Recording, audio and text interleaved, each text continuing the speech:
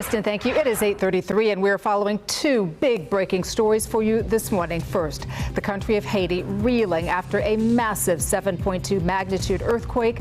The death toll rising now to nearly 1,300 and counting. But we do want to start with the chaos in Afghanistan happening right now, the government falling to the Taliban. Former U.S. Army Green Beret and current Congressman Michael Waltz is joining us live this morning to talk about what is happening there. First of all, good to see you. How are you? Good, and frankly, vacillating between being enraged and grief. But I think this is going to go down as one of the worst foreign policy disasters in modern American history. This is a disaster from a human rights standpoint, for the women and so many others that have stood with us. It's a disaster for American credibility around the world. I can't imagine how people in the Ukraine or Taiwan are feeling right now, seeing how we've abandoned our allies. And importantly, I think most importantly for Americans, this is a disaster from a counterterrorism standpoint. Al-Qaeda 3.0 will come roaring back in the wake of Taliban advances. Biden's own intelligence community has been very clear about that. And I have seen no plan to deal with it, on top of no plan to evacuate our allies and no plan to even evacuate our own embassy right now. Well, Congressman, you are a Republican, so a lot of people would say, well, it's no surprising that he feels the way he feels about this. But we're hearing from many people on the other side of the aisle, many of your colleagues who are Democrats who are also feeling the same way you're feeling this morning. It seems that everyone just seems a little bit shocked about where we are in this situation. Yeah, that's absolutely right. And we shouldn't be shocked. And for the record, I've been very clear on the perils of a full withdrawal from Afghanistan across multiple administrations, because you leave a vacuum that the terrorists will fill. And one would have thought that the foreign policy team around Biden, who is also the one around Obama, would have learned from pulling out of Iraq far too fast and recklessly, that led to the rise of ISIS, a caliphate the size of Indiana, attacks across the West, including inspired attacks like Pulse nightclub, San Bernardino, and others. Unfortunately, we're about to see a repeat of that horror movie, but this time it's going to be far worse, because we have no bases and we will have no local allies to go back into once Al-Qaeda emerges again. Sir, you served in Afghanistan. For those of us who have never been and likely will never go, what are the internal struggles? Why was it so hard for the Afghan government to hold back the Taliban?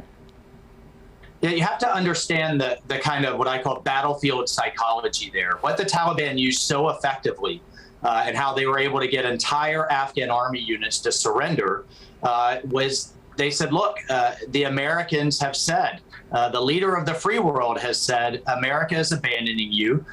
We are not there to support you. You're on your own. And you have two choices.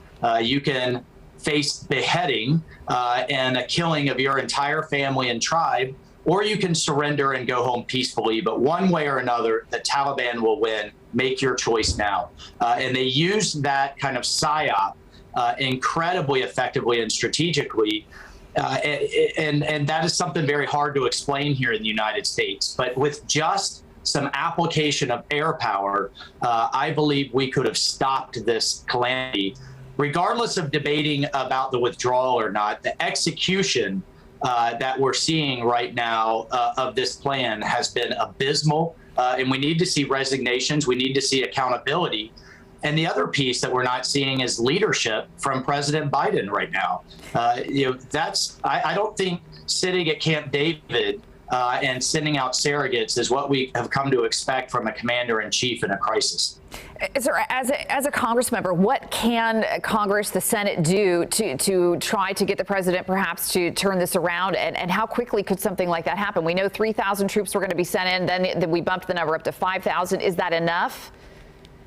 Well, we've brought pressure to take care of and to evacuate our Afghan interpreters, those who put their lives on the line and their families' lives on the line to stand with us all these years. The Biden administration was not planning to evacuate.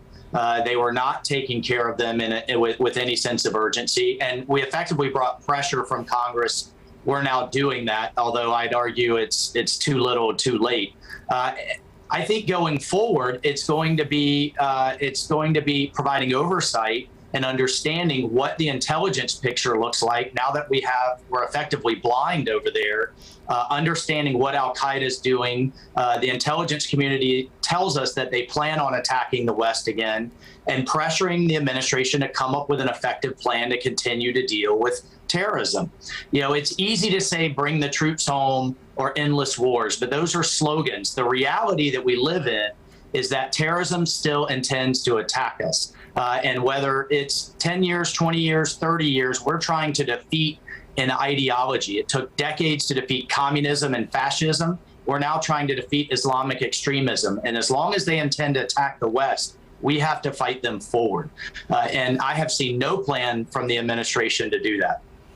Well, I think we can all agree it is a heartbreaking situation, and just the images that are coming out of Afghanistan are just horrific. Congressman Michael Waltz, we thank you so much for taking the time to be with us this morning. Okay, thank you. Thank you. It is now 8:39.